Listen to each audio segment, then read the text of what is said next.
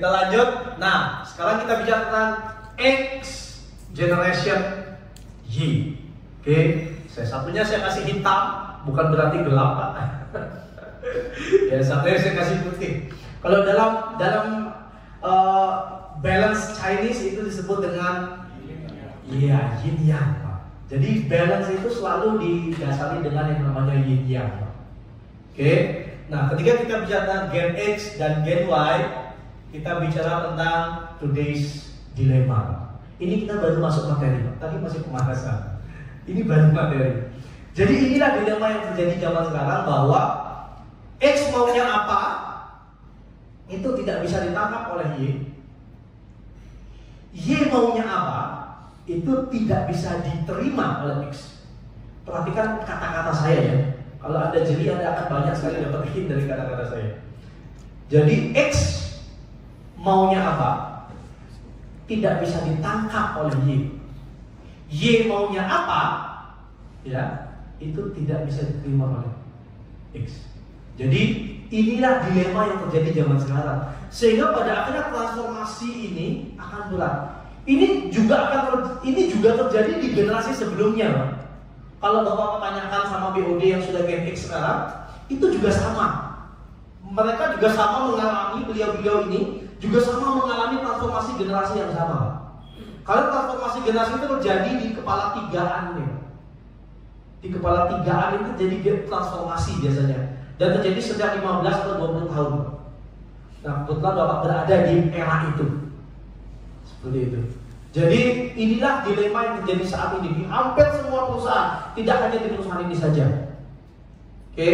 Nah, kemudian ketika kita bicara tentang ini, pertanyaan adalah what will the culture look alike today? Jadi ketika kita bicara tentang dua generasi yang berbeda, kita harus berbicara tentang yang namanya negosiasi, keterbukaan. Karena kalau setiap generasi itu kekeh dengan kemauannya, maka yang terjadi adalah nggak sinkron satu sama lain. Benar-benar akan terjadi tidak sinkron. Oke. Nah, pertanyaannya adalah kalau kita tidak sinkron, yang terjadi adalah ini, Pak. Culture. Ya, kita bicara tentang culture di sini, Pak. Culture, Pak, itu eat strategi for breakfast, Pak. Ini tidak overestimate, Pak, karena inilah realita. Kemudian di bawahnya operational for lunch and technology for dinner. Ini adalah sebuah realita bahwa kalau kita di sini, kita bersama-sama di sini tidak mulai berpikir bersama-sama bagaimana kita membangun budaya yang baru di perusahaan ini, maka yang terjadi adalah budayanya tidak akan ada. Yang X datang dengan membawa budaya X-nya, yang Y datang dengan menginginkan dimasukkan budaya Y-nya. Tapi kalau hitam dan putih ini tidak bisa disatukan, maka yang terjadi adalah selamanya Gen X akan menjadi BOD. Dan Gen Y yang merasa jago tapi tidak didengar, itu akan hengkang dari perusahaan, Pak. Makanya ini sebuah urgensi, Pak. Nah, ketika kita bicara tentang kolaborasi ini, yang pertama harus kita pikirkan itu adalah bagaimana membangun budaya bersama, sehingga migrasi kepemimpinan ini bisa berjalan. Karena kalau migrasi kepemimpinan tidak berjalan, maka yang terjadi adalah kita akan kehilangan orang-orang, Pak. Di salah satu klien saya, perusahaan Jepang ini, Pak, itu migrasinya jauh banget, Pak. Jadi Gen X-nya itu memenuhi level sampai level supervisor. Bahkan leadernya itu ada yang masih Gen X. Gen Y-nya habis, Pak. Yang Gen Y yang ada di perusahaan itu adalah Gen Y yang kalau bahasa saya waste, Pak. Sampah. Kenapa saya bilang sampah, Pak? Loh, sampah itu kan gini, Pak. Mohon maaf, Pak. Sampah itu kan kayak gini, Pak. Sampah itu kan taruhnya di sini, Pak. Ya kan? Karena kalau tidak di tempat sampah, nggak ada tempat lain, Pak. Tuh nggak? Sampah itu nggak mungkin mau ditaruh di ruang tamu, itu nggak mungkin, Pak. Jadi yang namanya sampah itu tempatnya di situ. Jadi kalau orang-orang sampah, Pak, jahat ya saya ngomong ya, mohon maaf bagi nanti ada yang tersinggung ya. Jadi kalau orang-orang yang masuk klasifikasi sampah, Pak, ya kan, itu memang akan setia sama perusahaan. Jadi perusahaan itu jangan bangga, itu pelajar pertama kali datang gitu, Pak. Karyawan kami loyal, Pak. Ada yang udah 15 tahun, ada yang 20 tahun. Saya tahu ya. Posisinya apa? Sekarang sih masih pada operator, Pak. Ada yang staff, tapi mereka loyal kok, Pak, sama perusahaan 15 tahun mereka nggak keluar dari perusahaan. Oke. Itu ya ngomong dengan bangga pertama kali ketika saya profiling perusahaan, mereka bilang bangga sekali ngomong itu. Saya bilang kayaknya ada yang aneh ya, saya bilang gitu. Saya bilang kayaknya ada yang aneh ya. Maksudnya gimana, Pak? Saya bilang justru perusahaan yang bagus itu, ya kan, perusahaan yang orang-orangnya banyak keluar, ya kan, setelah dia punya posisi tinggi di perusahaan, itu bagus. Ketika meniti karir dia nggak mau keluar, itu perusahaan yang bagus. Jadi kalau dia 20 tahun di perusahaan, itu kan, harusnya minimal posisinya itu sudah manajer. Kalau 20 tahun masih staff, ya kan? Wah, itu celaka 15 bagi saya. Karena harusnya staff itu usianya berapa? 22 tahun, 23 tahun. Seperti itu, Pak. Tapi kan ada, Pak, staff yang umur 40 tapi dia produktif karena dia memilih untuk tetap menjadi staff. Ada. Jadi saya waktu di FMCG itu ada sekretari, ya kan, usianya 42 tahun dia tetap jadi sekretari. Nah, permasalahannya adalah dia tetap di perusahaan itu, dia mau dipromosi berkali-kali nggak mau, karena dia nggak pengen pindah-pindah. Seperti itu. Nah, cilakanya adalah, ya, orang ini 20 tahun tetap di staff, tapi gajinya itu sudah kayak manajer, Pak. Namanya staff, kerjaannya staff, tapi staffnya dia itu mengerjakan 5 pekerjaan staff yang lain, Pak. Kalau dalam perusahaan disebut dengan namanya spesialis, Pak. Dia memang spesialis di sana. Yang 5 orang lain tidak bisa lakukan, dia sendiri bisa lakukan dengan lebih cepat, Pak. Itu namanya spesialis. Jadi kalau ada yang namanya staff, ya kan, tapi dia spesialis, itu boleh. Tapi kalau dia staff, benar-benar staff, mengerjakan pekerjaan satu staff yang sama dengan pekerjaan satu orang fresh graduate, Pak, dan perusahaan bilang itu loyal, bahasa saya ini, there is something wrong with this company, saya bilang gitu, Pak. Ada 2 kemungkinan. Yang pertama, atasannya tidak pernah mendidik dia, Pak. Jadi dosa atasannya tadi itu, Pak. Ya. Yang kedua, memang orangnya yang tidak bagus, gitu. Dan celakanya orang yang tidak bagus, kenapa tetap dipertahankan, gitu, Pak? Pak, mecat karyawan itu baik atau buruk? Nangis pertanyaannya, kan? Ini manajemen, Pak. Anda ini manajemen biasa, Pak. Mecat karyawan baik atau buruk? Nggak ada. Ini yang bikin manajemen jadi susah kayak gini. Wah, tergantung situasi, Pak. Mecat karyawan baik atau buruk, Pak? Kenapa baik, Pak? Baik. Kenapa baik? Untuk dianya kenapa baik, Pak? Untuk kamu ini baik dapat. Kenapa untuk dia baik, Pak? Biar dia cari lagi yang lebih baik.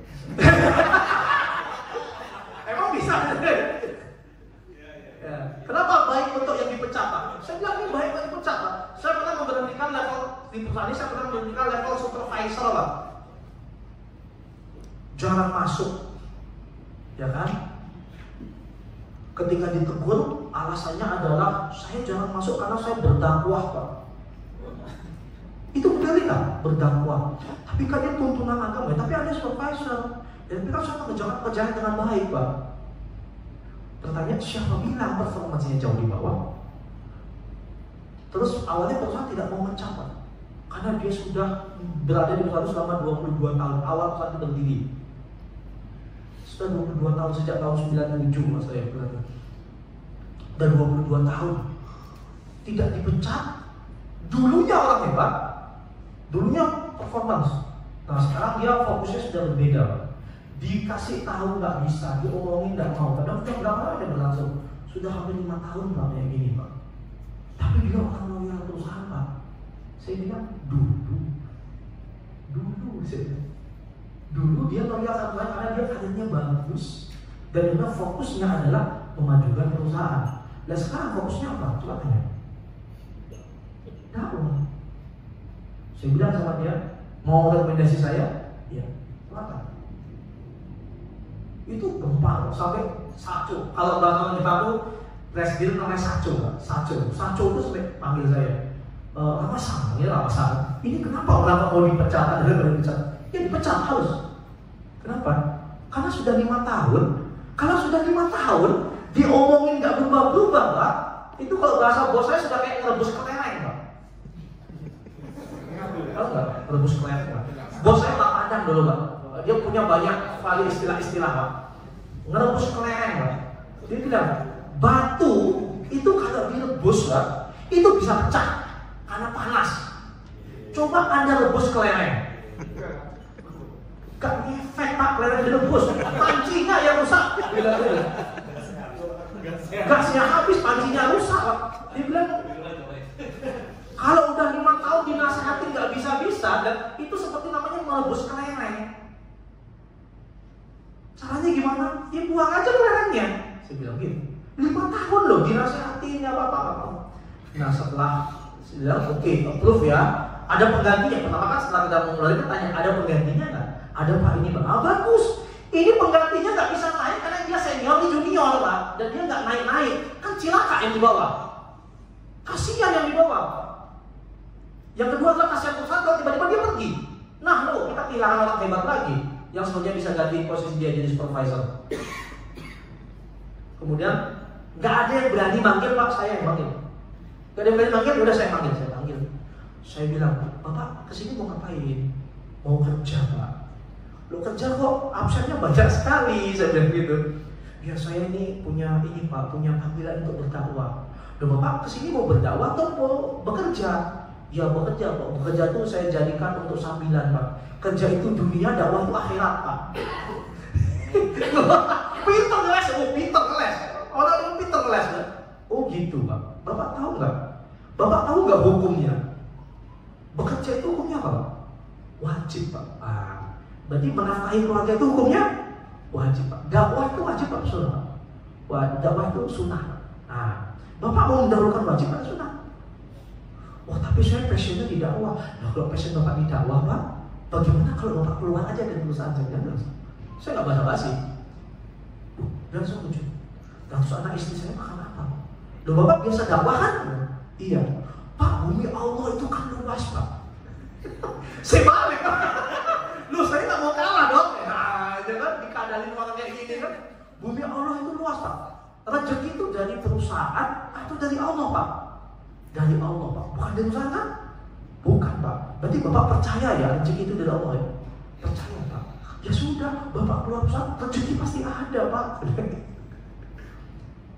Tapi bilang terjadi ini, saya lihat ini kasus perusahaan unik kok. Saya bilang terus gini, Bapak orang kalau hadir di dunia ini itu mau jadi berkah atau musibah? Berkah Pak. Bapak tuh pengennya jadi berkah atau musibah? Berkah Pak. Nah kalau sekarang Bapak jadi musibah sebaiknya gimana? Ya sebaiknya saya ya berubah Pak. Kalau Bapak tidak bisa berubah gimana? Ya berarti saya keluar Pak. Nah kan Bapak tahu jawabannya, saya bilang gitu. Terus saya tanya, kapan mau keluar? Tapi anak cucu saya, hoi Bapak jangan mengingkari ini Pak. Ini ajaran agama kan, berarti agama Pak. Jangan ingkari agama. Rezeki itu dari Allah Pak, tenang aja. Saya udah, tapi sebelumnya saya udah nanya, golden shake hand-nya gede nggak? Golden shake hand-nya gede waktu itu Pak. Angka 100 juta gitu Pak. Karena 22 tahun gitu, dengan posisi cukup tinggi. Saya udah tanya, karena sebelum memberhentikan orang, saya udah tanya dulu dong. Kita nggak boleh menzalimi orang kan gitu. Oke. Setelah dapat, Bapak tahu nggak? Bapak akan diberikan pesangon segini atas jasa kerja Bapak. Bapak tetap diberi rekomendasi yang bagus, ya kan? Sehingga Bapak bisa kalau mau kerja di tempat lain silakan. Dan semoga Bapak berubah. Atau kalau Bapak mau usaha silakan dengan uang yang cukup. Tapi saya butuh waktu untuk berpikir, Pak. Saya kasih 1 bulan ya. 1 bulan, iya Pak. 1 bulan, nggak usah kerja digaji. Baik kan ya Pak? Gak nyampe sebulan Pak. 2 minggu dia di rumah kan gak betah kan? Dan di sebutin di depan dikasih tahu kalau dia masuk Pak, datang gak boleh masuk. 2 minggu gak betah. Langsung aja surat pengunduran diri. 5 tahun kemudian dia telepon GMHR yang waktu itu, minta nomor saya, dia telepon saya. Dia telepon saya, Pak Lama, terima kasih Pak, dulu saya dipecat di perusahaan Pak. Sekarang dia punya bisnis frozen food Pak, punya 3 cabang Pak. Dan saya bisa berdakwah Pak. Berarti orang baik atau belum? Baik. Jadi kalau Bapak punya sampah di perusahaan Pak, ini budaya Pak.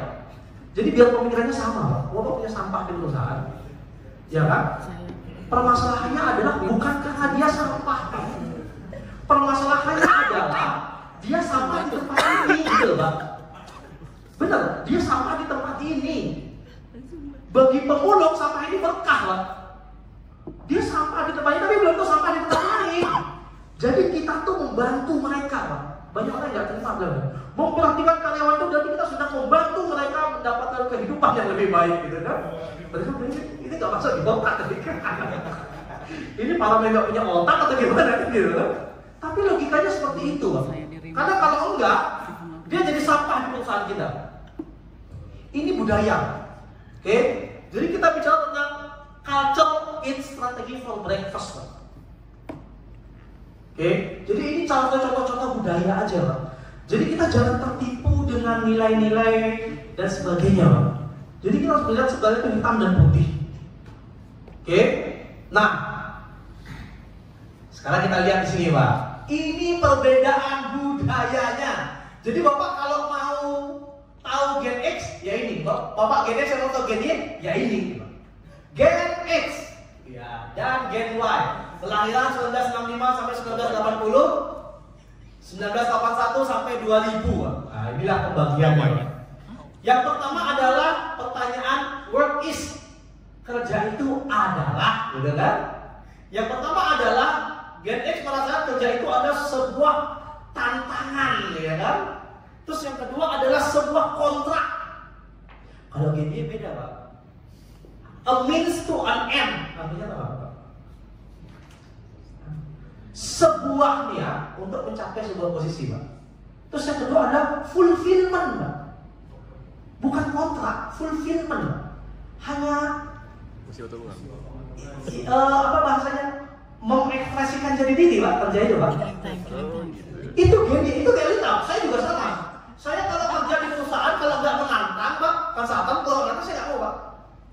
Ini mah gampang, nggak nantang. Kadang saya sering ngasih konsultasi gratis.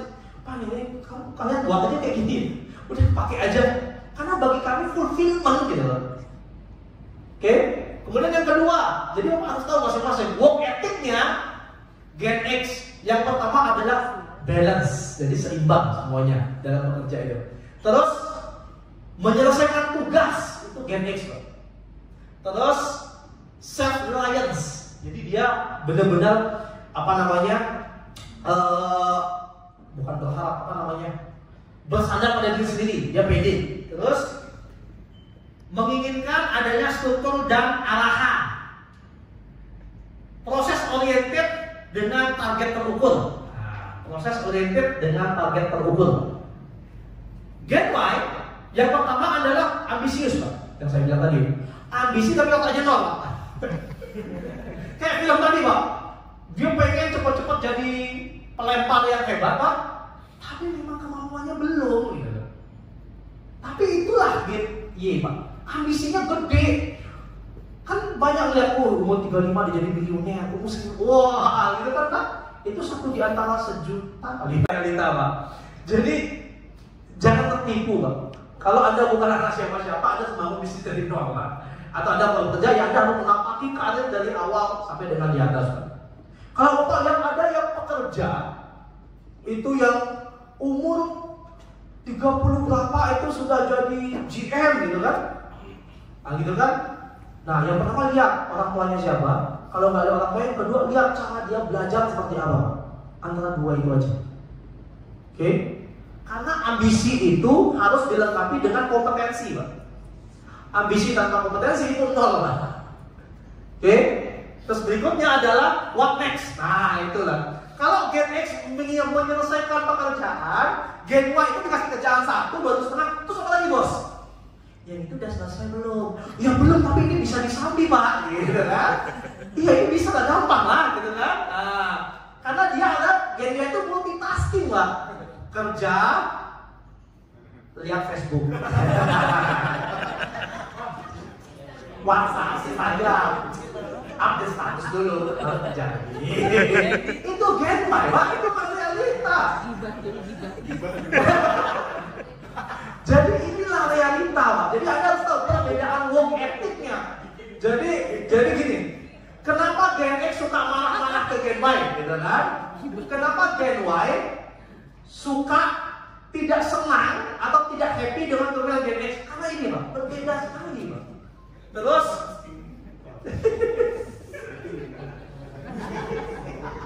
ya, tenacity. Terus entrepreneur, pengennya tuh entrepreneur gitu kan. Nah, makanya zaman sekarang di perusahaan sekarang lagi ngetren namanya intrapreneur, Pak. Namanya intrapreneur. Jadi menjadi entrepreneur di dalam perusahaan seperti itu. Terus yang terakhir adalah goal oriented. Ini aja udah beda, Pak. Yang Gen X pinginnya proses oriented dengan targetnya itu, Gen Y pinginnya goal oriented gitu. Ini sudah beda. Kalau Gen X gimana? Bahasa gini, gimana perkembangan proyek yang ini? Gini, tenang bos, selesai. Jawabnya gitu.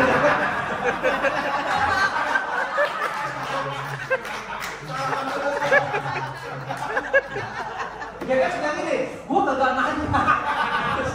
Gue tanya perkembangannya gimana? Karena satunya mikirnya pakai X, satunya mikirnya pakai Y.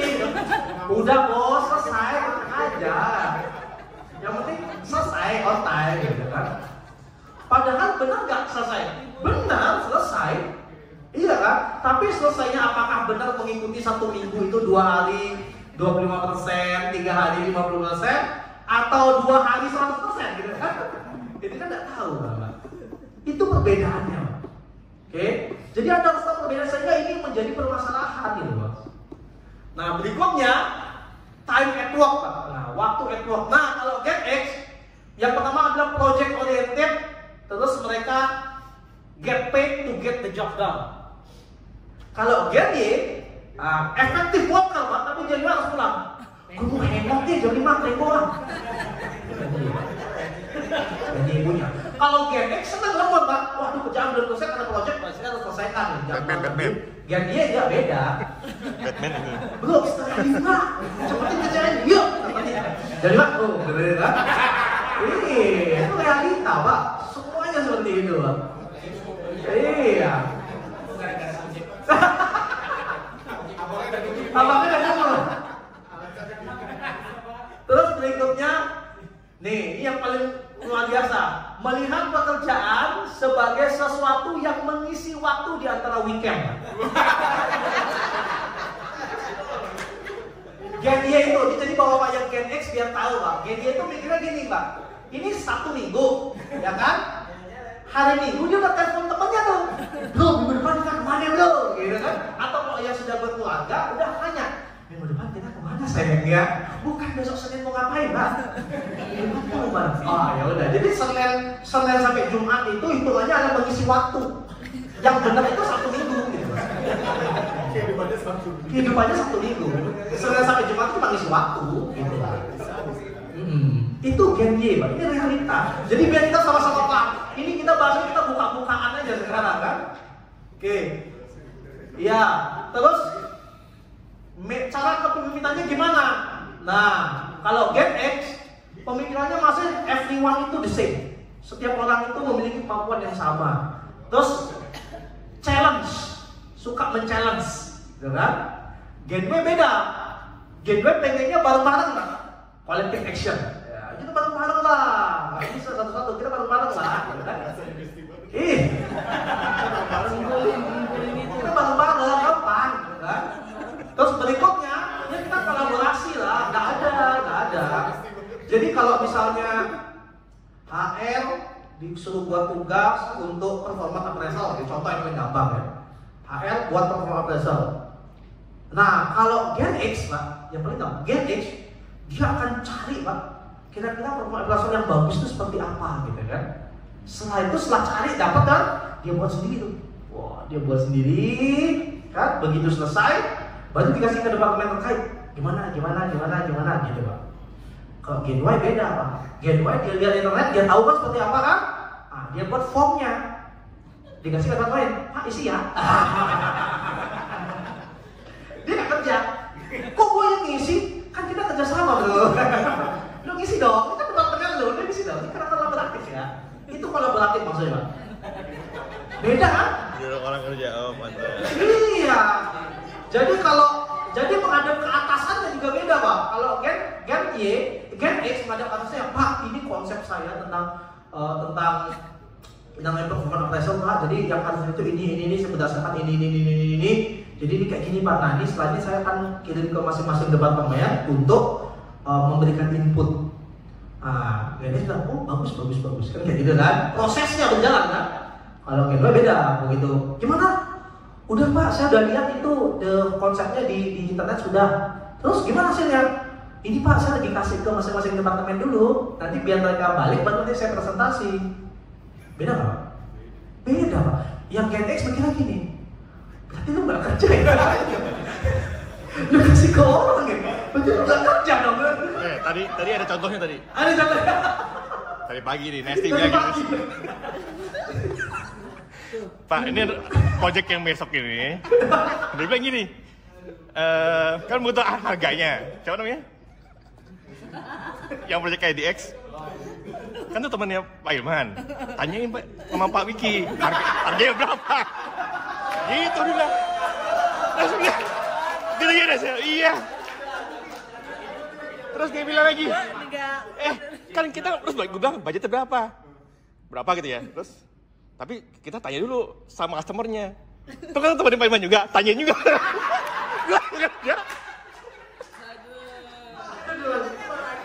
Bro ini itu. Ini realita. Iya. Ketika perusahaan itu bagus, ya kan? Nah, orang-orang yang keluar dari perusahaan itu cenderung ada orang-orang yang posisinya tinggi, gitu ya. Itu benar. Jadi perusahaan-perusahaan yang bagus itu biasanya adalah perusahaan yang menelurkan orang-orang hebat yang akan digunakan di perusahaan lain sebagai top management. Itu realitanya. Karena kalau dia keluarnya masih posisi staff, leader, supervisor, atau bahkan masih di level manager, junior manager Pak, berarti perusahaan itu tidak bagus dalam menerapkan yang namanya talent management atau career management.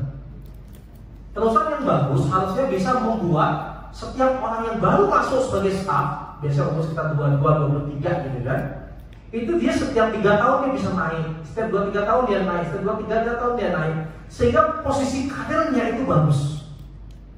Seperti itu. Sehingga ketika pada posisi paling atas, misalnya contoh nih, BOD belum mau keluar, gitu kan? Ya kan?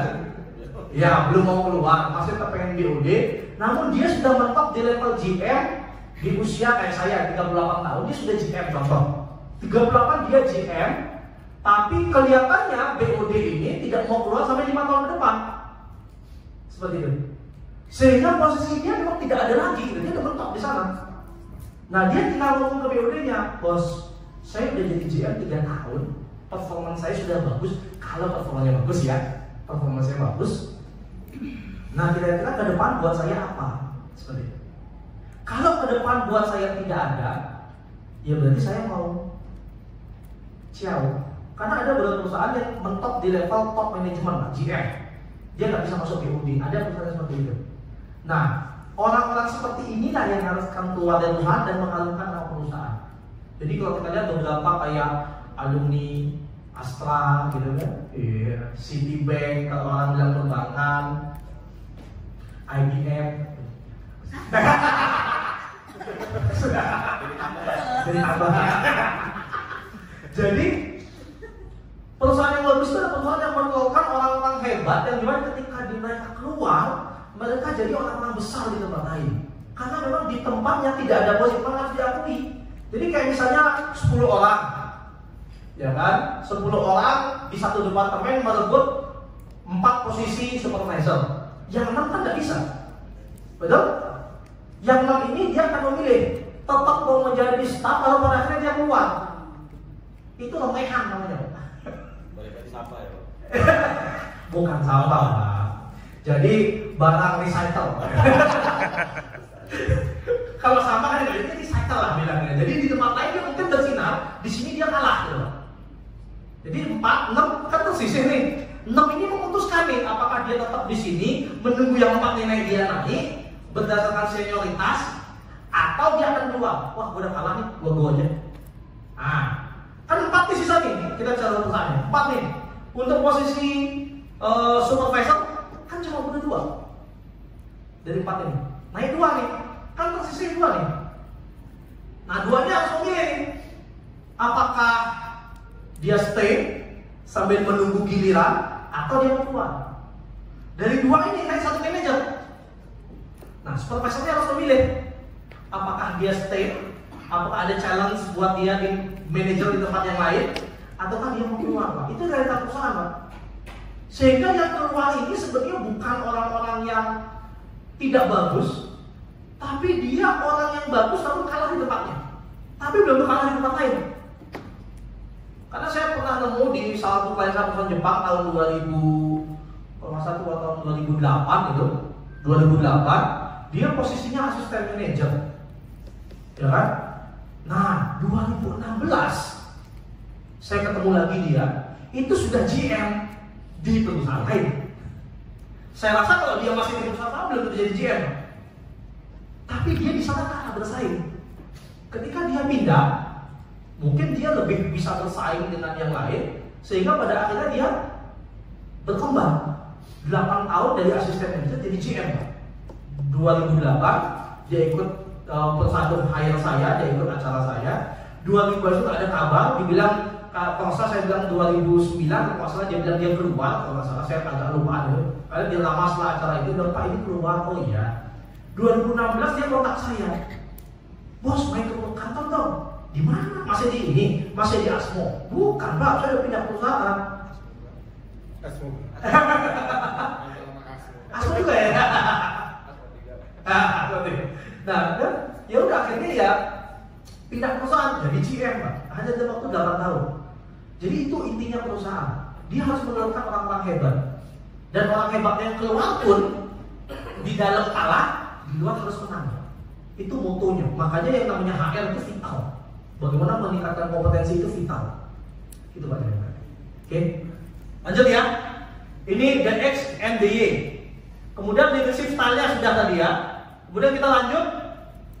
Nah, cara komunikasinya Gen X itu hub and spoke. Hub itu terpusat. Jadi Gen X itu senang memberikan arahan seperti itu.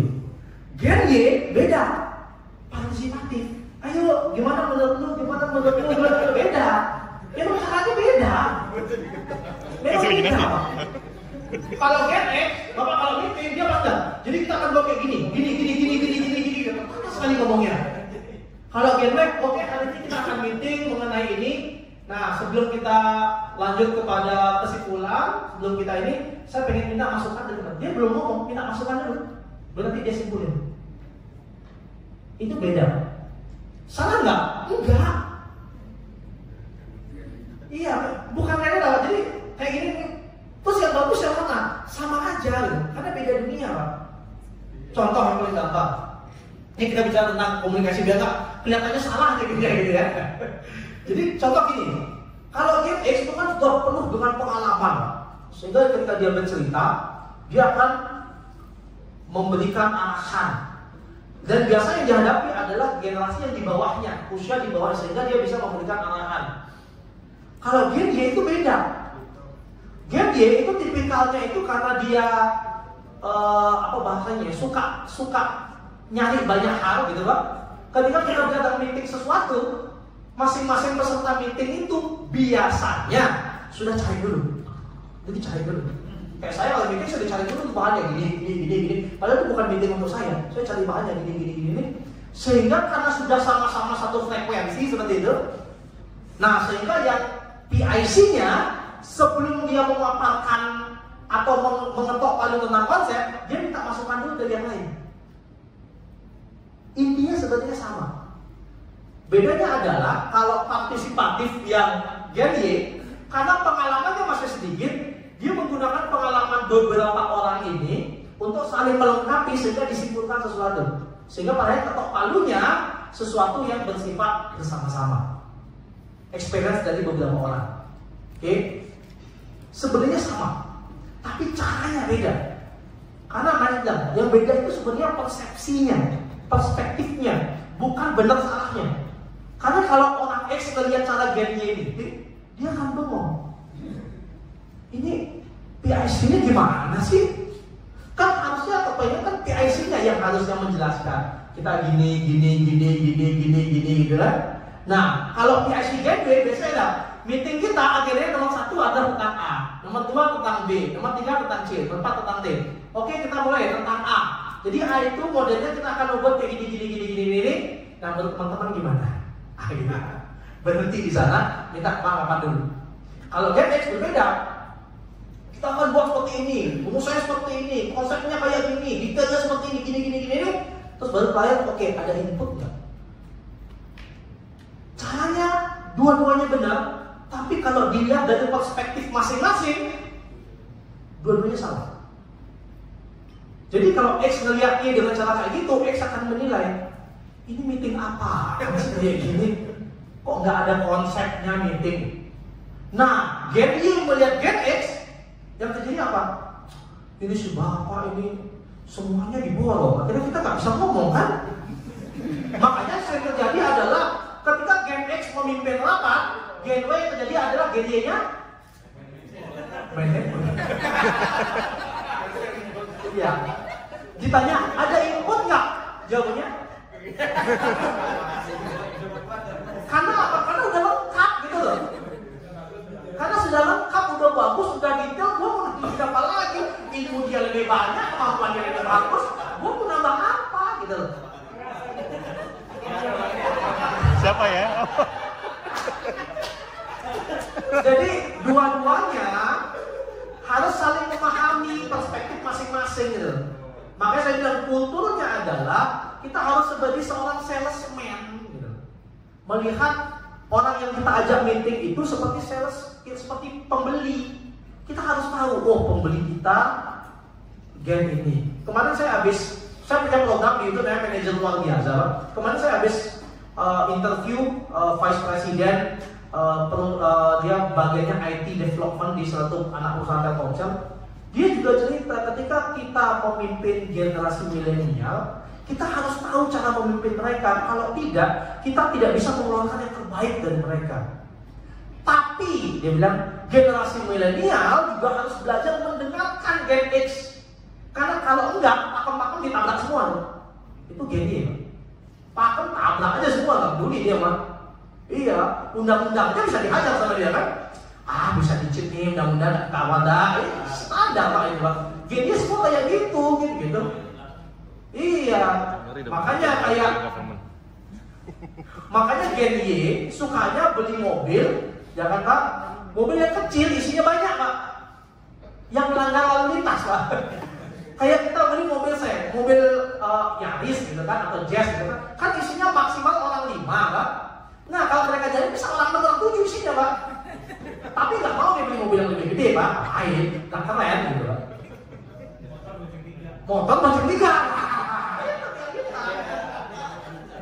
Iya, terus kalau pencuri sedikit nggak mau pakai helm pas pakai helm. Pakai helm, selalu beda kan? Itu makanya dia kan Gen X harus bisa memahami Gen Y sehingga bisa mengangkat potensi terbaiknya. Gen Y harus mau belajar mendengarkan, memang kelihatannya cerewet, tapi harus belajar mendengarkan karena pengalamannya banyak yang bisa diambil, Pak. Oke ya,